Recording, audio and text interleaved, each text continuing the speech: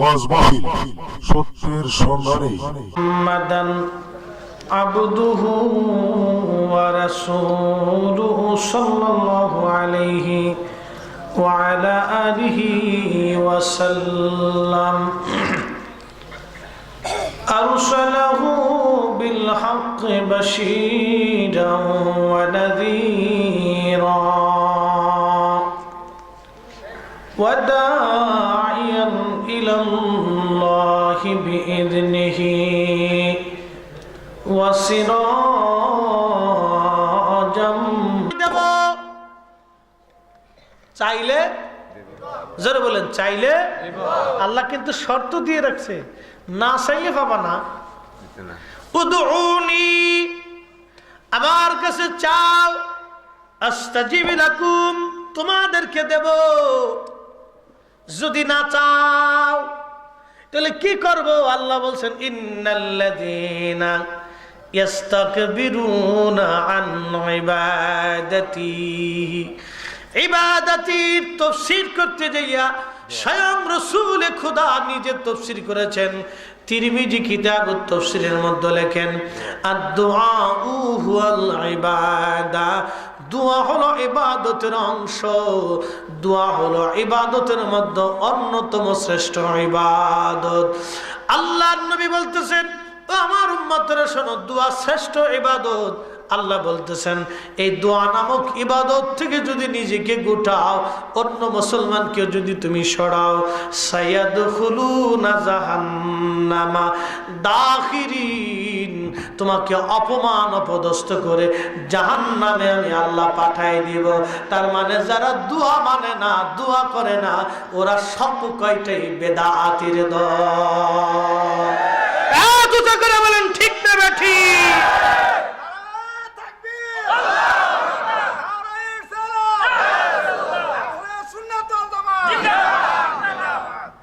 আমরা বেদাতি না ওরা বেদাতি? ওরাই বেদাতি। ওরা যদি বেদাতি না হয় তো কোরআনের আয়াত মিথ্যা হবে।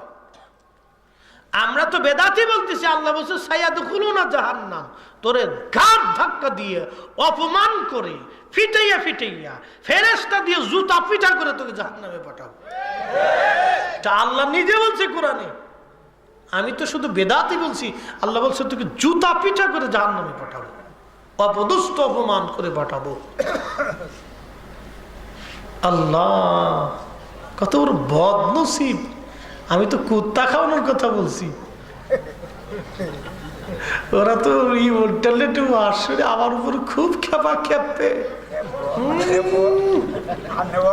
হুজুর পাইলে কেনি দিব না, খেপলে কি আসে যা, হক তো হকে থাকবে, ঠিক না ঠিক? হকের বাণী প্রচার করতে হবে। জাল হক ও জাহাকাল বাতিল, ইন্নাল বাতিল কানা জাহুকা। আমাদের আকাবের দ্বীন কাদেরিয়া, চিশতিয়া, নকশবন্দিয়া, মুজাদ্দিদিয়া, আউলিয়া কেরামের মাধ্যমে এই দেশে ইসলাম এসেছে। এটা শাহজালালের দেশ, শাহপরানের দেশ, সিফাতুল নাসিরউদ্দিন শাহের দেশ, খানজাহান আলীর দেশ, শাহ আলী বাগদাদির দেশ। আল্লাহর ওলিদের জমিনে আল্লাহর ওলিদের দেওয়া শিক্ষা ইসলামী চলবে, বাতিল নজদিবাদ দেশে চলবে না। কথা বলেন ঠিক না? ওরা চেষ্টা করবে কিন্তু একদিন হারিয়ে যাবে। তার বাস্তব প্রমাণ ওই একটা কেবল বন্ধ হতে চলেছে। গাড়ি উৎসা বন্ধ হয়ে গেছে না, হবে না, আরো হবে। বা মানুষ মনে করি দূরে সব বনাস, কি দিন পাইছি। দিন তো 1450 বছর ধরে চলে আসতেছে। দিন তো আল্লাহর ওলিরা শিখিয়ে দিয়ে গেছে। নতুন করে দিনের ব্যাখ্যা আমি কার কাছ থেকে নিতে যাব?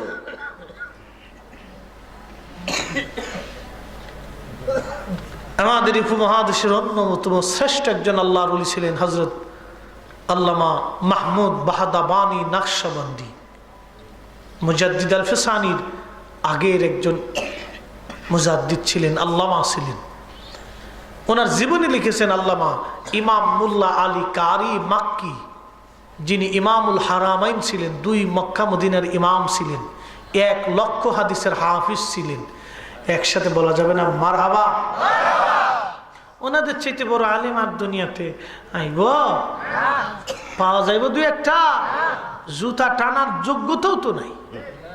450 বছর আগের মক্কা মদিনার ইমাম, ওনারা মিলাদ পাইলো, বর্তমান ইমামরা মিলাদ পায় না, তাতে সাথে আমাদের কি আসে যায়?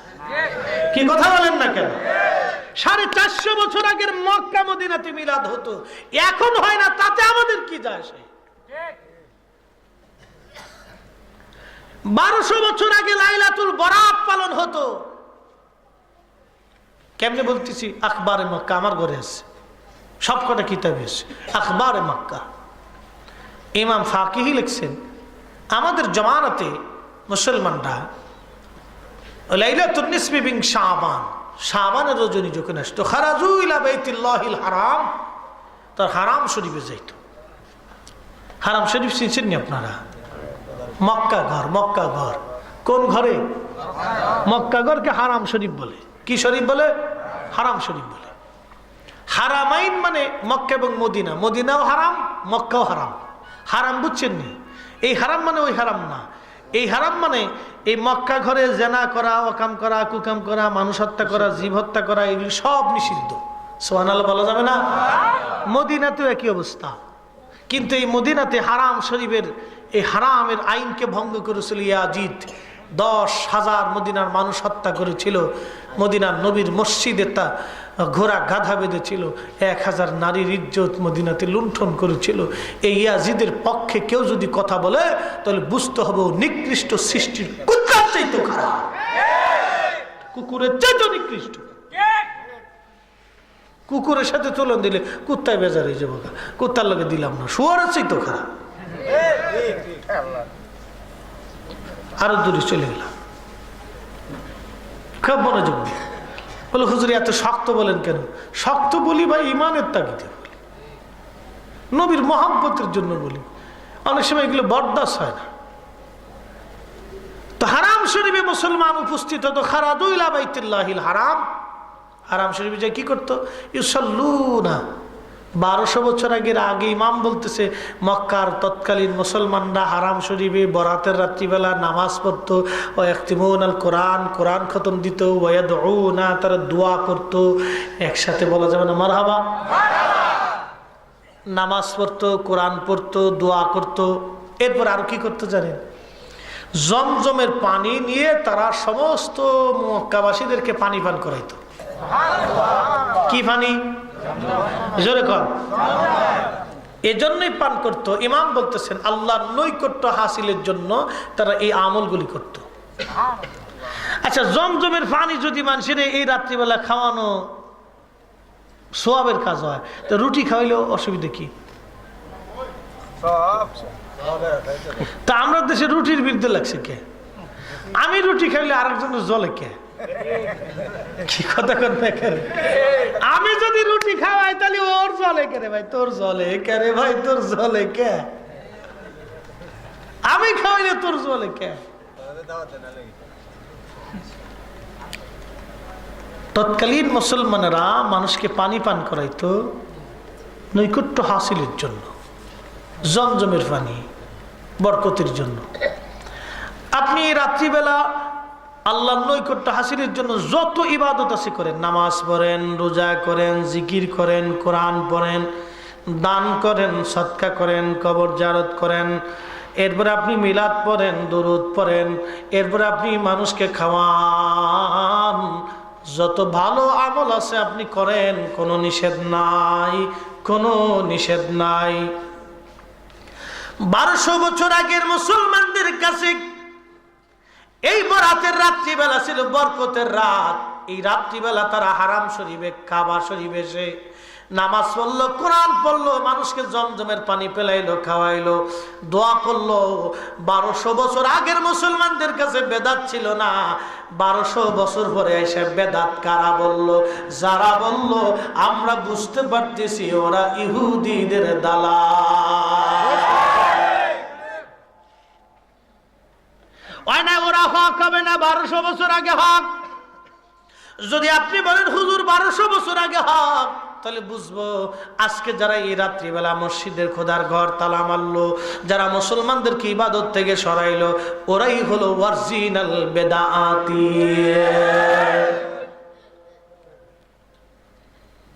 কষ্ট হইতেছে আপনাদের?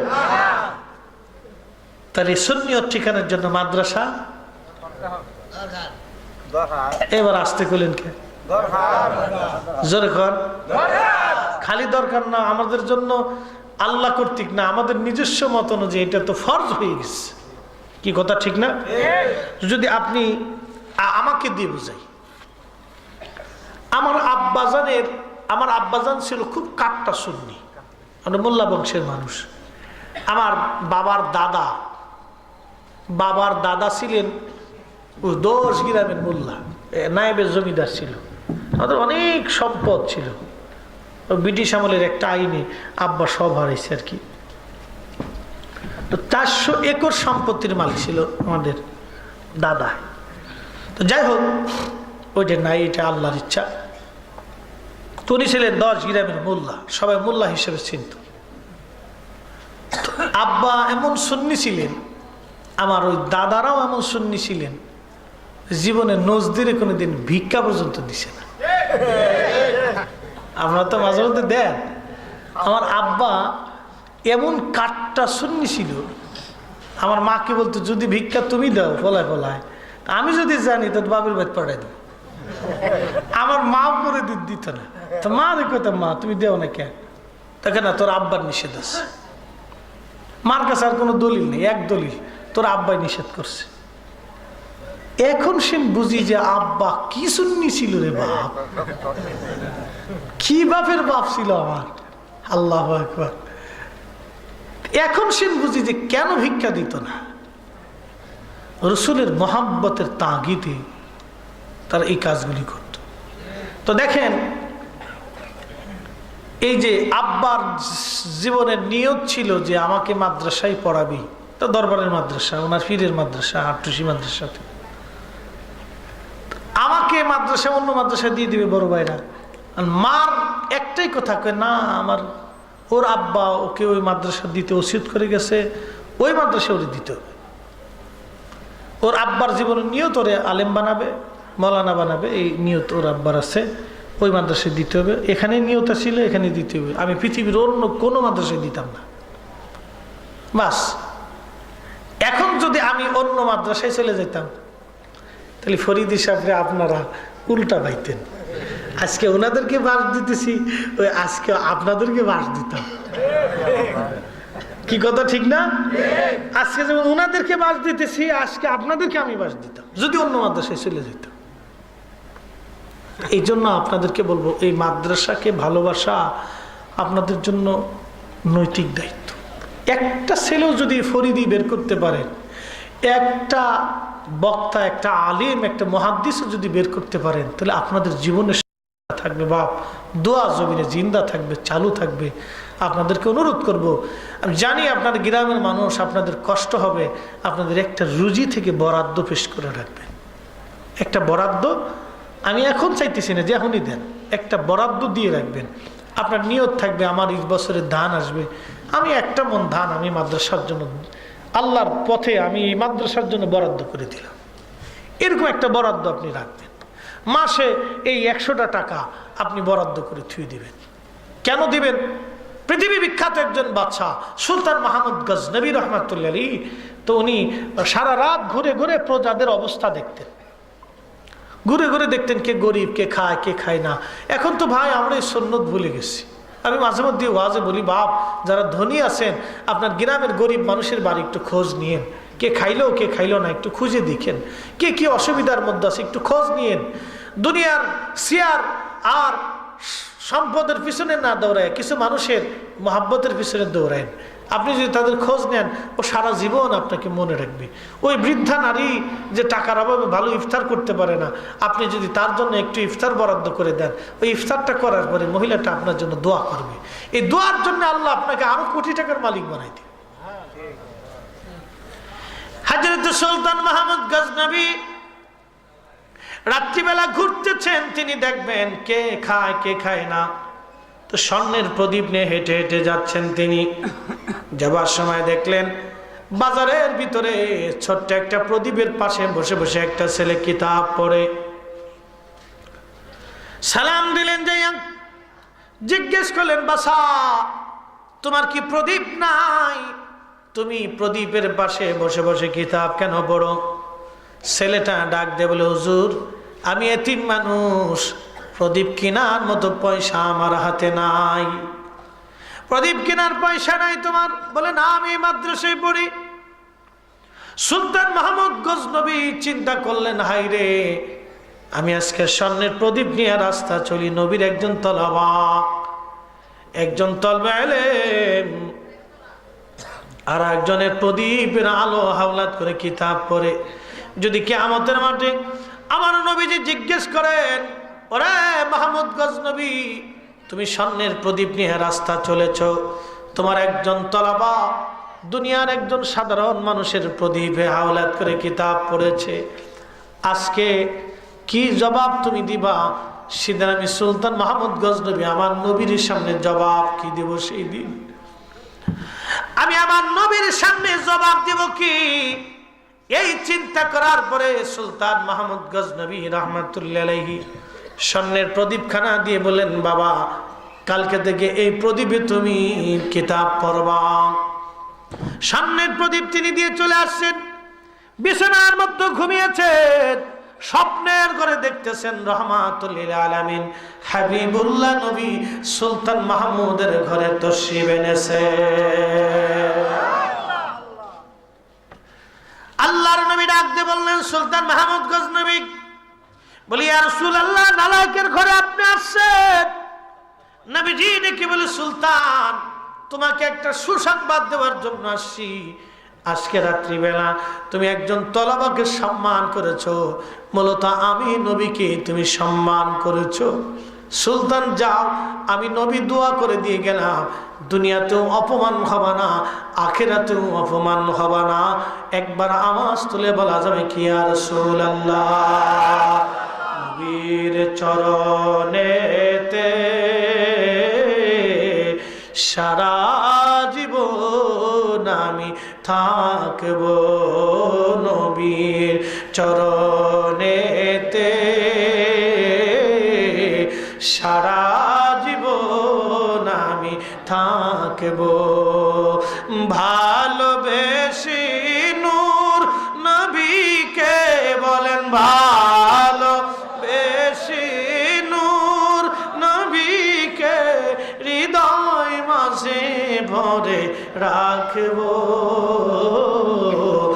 নবীর চরণেতে সারা জীবন আমি থাকব।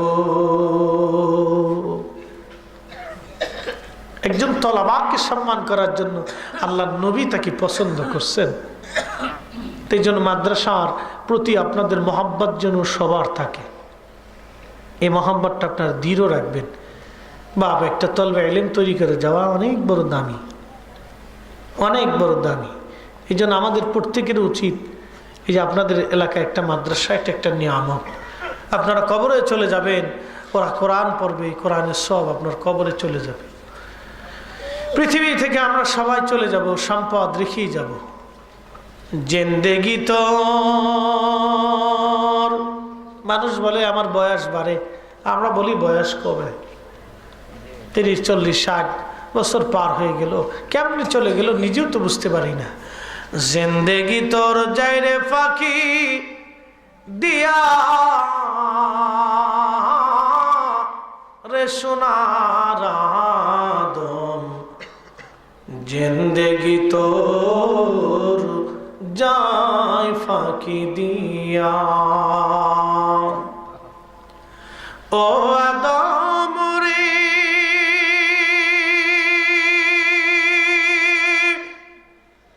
পাক ধরিয়া গেছে দাড়ি, দন্তবাসে গোটা চারি, সমন জারি গিয়াছে করিয়া রে সোনার আদম,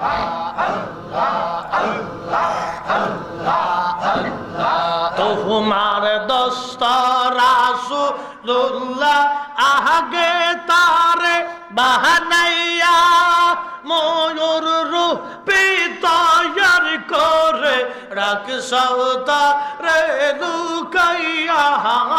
আল্লাহ আল্লাহ আল্লাহ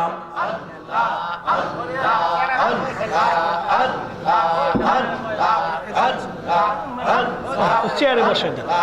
আল্লাহ আল্লাহ আল্লাহ জবান খোলে আল্লাহ আল্লাহ আল্লাহ আল্লাহ আল্লাহ আল্লাহ আল্লাহ আল্লাহ আল্লাহ আল্লাহ আল্লাহ আল্লাহ আল্লাহ আল্লাহ আল্লাহ আল্লাহ আল্লাহ আল্লাহ আল্লাহ মানুষ বানাইছেন গো আল্লাহ, মানুষ বানাইছেন গো আল্লাহ প্রেমের কারণে,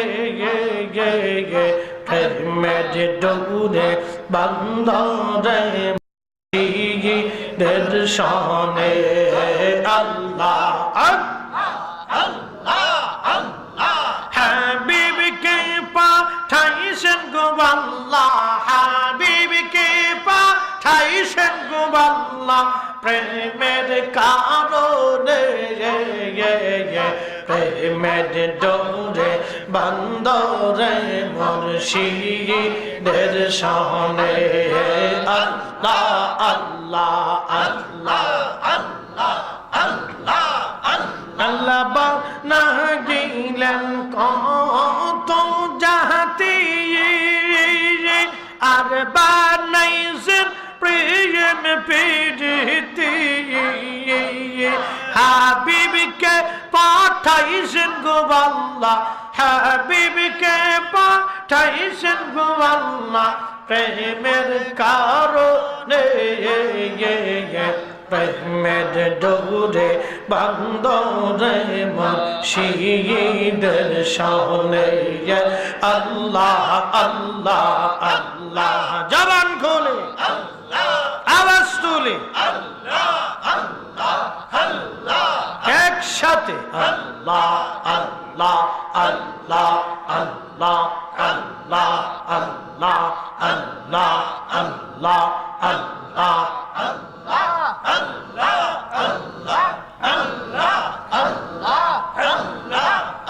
লাইবা নাহিলেন আসমান জমিন আর বানাইছেন রাতির একদিন। হাবিবকে পাঠাইছেন গো আল্লাহ, হাবিবকে পাঠাইছেন গো আল্লাহ প্রেমের কারণে, প্রেমের ডোরে বান্দরে মদিনার শনে। আল্লাহ আল্লাহ আল্লাহ আল্লাহ আল্লাহ আল্লাহ আল্লাহ আমি কেনে যে ভায়া লোহবা আসিলাম রে, মুর্শিদ কে নিজে ভায়া বাসিলাম রে। দয়া লাগে তো না জানি কে সহিনা বুঝিয়া কেয়া নিজে ভায়া বাসিলাম রে। আল্লাহ আল্লাহ আল্লাহ আল্লাহ আল্লাহ আল্লাহ আল্লাহ আল্লাহ আল্লাহ পহলা হবে সে খুদাইয়া দম হওয়া বানাইবে হাসতো বলা খানা সাজাইয়া রে কেনে জেবা গালো বাসিলাম রে। মুর্শিদ কেনে যে ভায়া ভালোবাসিলাম রে আল্লাহ আল্লাহ আল্লাহ আল্লাহ আল্লাহ আল্লাহ আল্লাহ আল্লাহ আল্লাহ আল্লাহ আল্লাহ বাঁশরি বাজাইয়া উদাসী বানাইয়া দয়াল বাঁশরি বাজাইয়া আয়ুদাসী বানাইয়া দেশ বিদেশ আমায় ঘুরাইলা রে এ মুর্শিদে এস বিদেশে আমায় ঘুরাইলা রে এই আমি কেনে বাঁশিরাম রে আল্লাহ আল্লাহ আল্লাহ আল্লাহ আল্লাহ আল্লাহ আল্লাহ আল্লাহ আল্লাহ আল্লাহ আল্লাহ আল্লাহ খাজার মধুর সুরে সদা পরাণ কান্দে দয়ালের মধুর সুরে সদা পরাণ কান্দে নয়ন জলে বক্ষবা আসিল রে রে আমি কে নেজেবা আয়ালো বাসিলাম রে আল্লাহ আল্লাহ আল্লাহ আল্লাহ আল্লাহ আল্লাহ আল্লাহ আল্লাহ আল্লাহ আল্লাহ আগে তো না জানি জানা কে সহিনা বুঝিয়া কেন জেবারা জাহলো বাসিলাম রে আল্লাহ আল্লাহ আল্লাহ আল্লাহ আল্লাহ আল্লাহ আল্লাহ আল্লাহ আল্লাহ আল্লাহ আল্লাহ আল্লাহ আল্লাহ আল্লাহ আল্লাহ আল্লাহ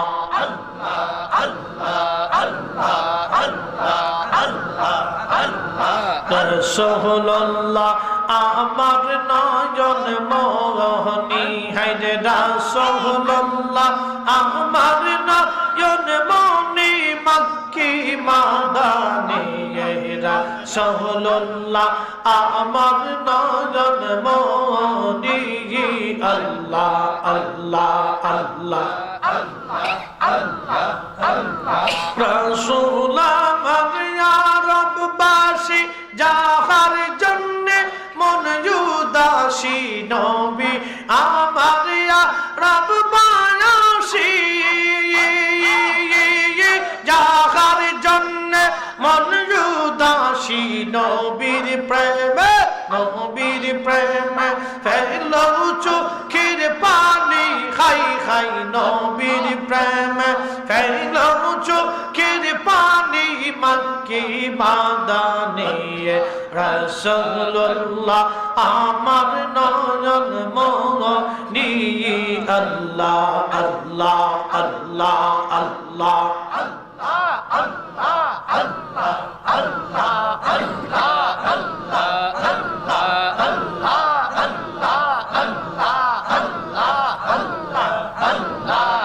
बज पगला रे डुबलो बहला देखना चाहिए अल्लाह अल्लाह जवान खोले आवाज तोले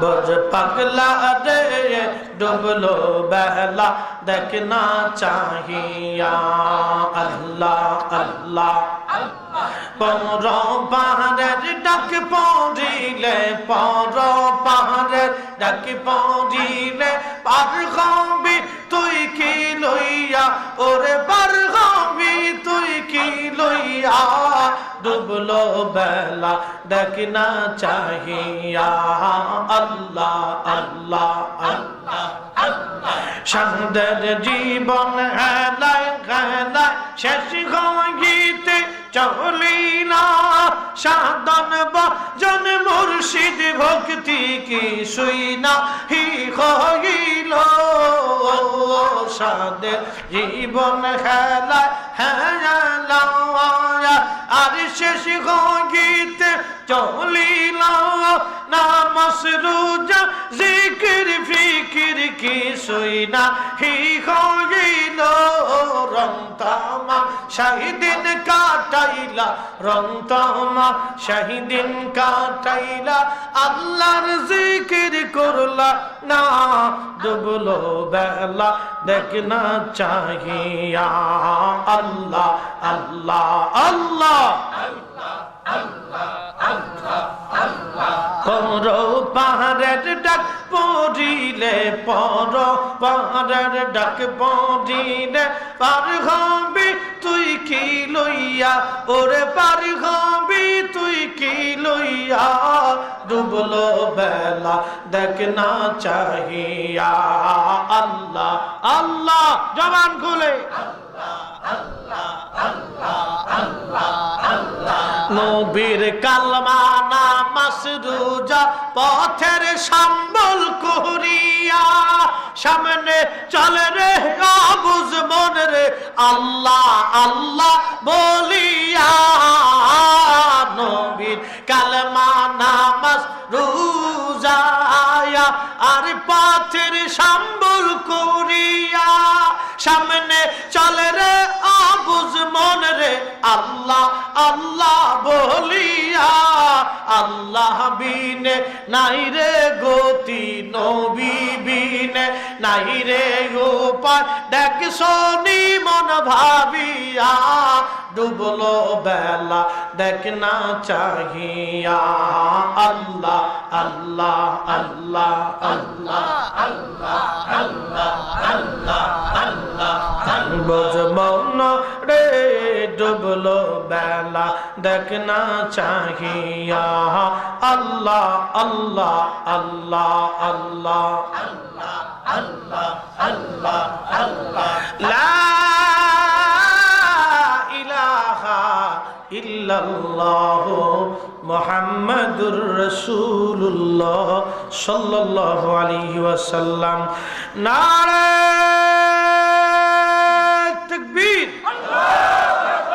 নারে রিসালাত আহলে সুন্নাত ওয়াল জামাত লক্ষ্মীপুর সাততারিয়া রাউফিয়া জগৎপুরী মাদ্রাসা জগৎপুরী হুজুর কেবলা নারে তাকবীর নারে রিসালাত আল্লাহ রাব্বুল আলামিন আমাকে এবং আপনাকে আকাইদা আহলে সুন্নাত ওয়াল জামাতের উপরে মঞ্জুর করুন সবাই বলেন আমিন আমিন আলোচনার ঈদের দিকে চলে যাচ্ছি রাত গভীর হয়ে যাচ্ছে হুজুর কেবলা কথা বলবেন এবং দোয়া করবেন ইনশাআল্লাহ আমার জন্য আপনারা দোয়া করবেন যে যাই বলুক আপনাদেরকে বলি সূচের পিছন দিক দিয়ে কি উট ঢুকানো যায় সুয়ের সুই সুর চিনেনি সূচের পিছন দিক দিয়ে কি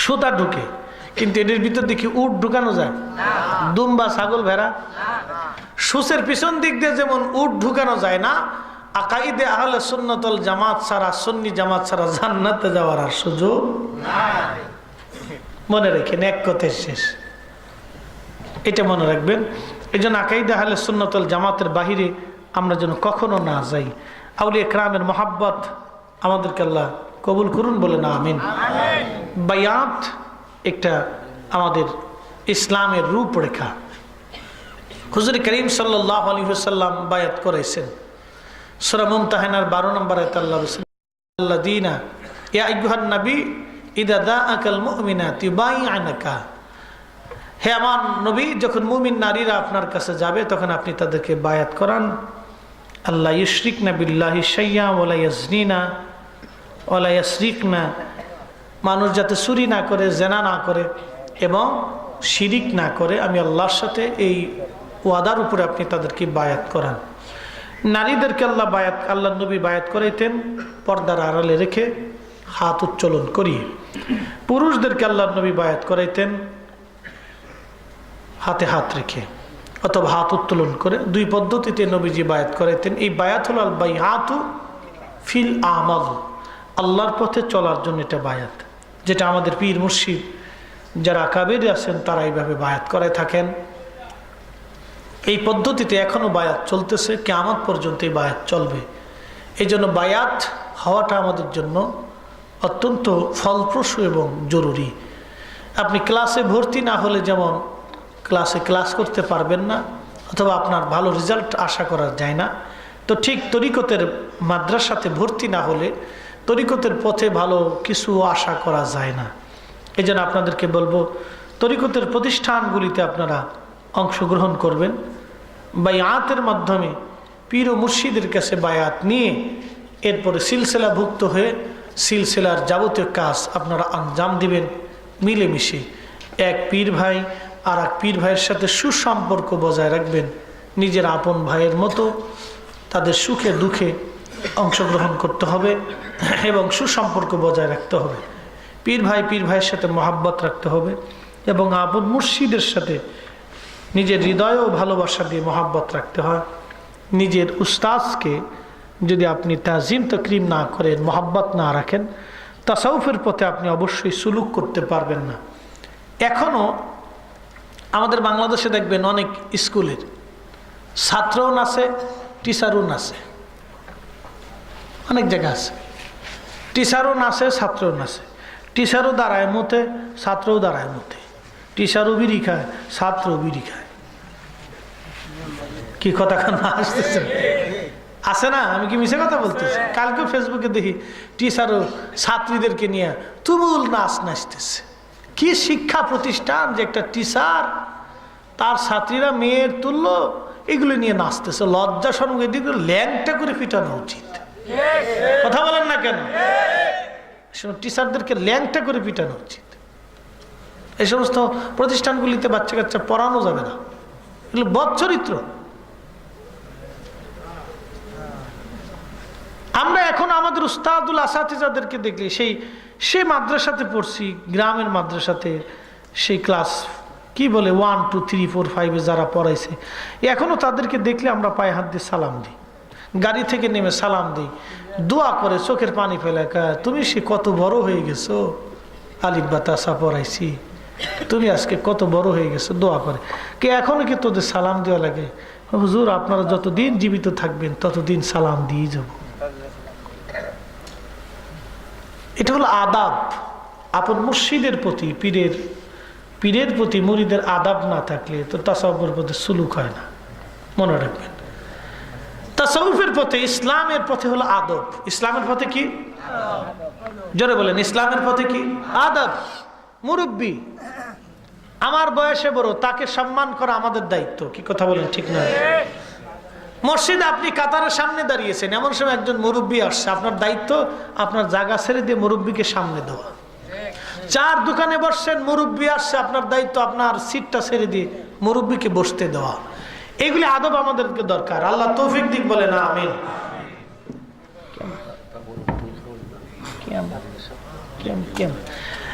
এসেছেন যত নবী সকলের ইমাম, সালাম নবী তোমায় হাজারো সালাম, ইয়া নবী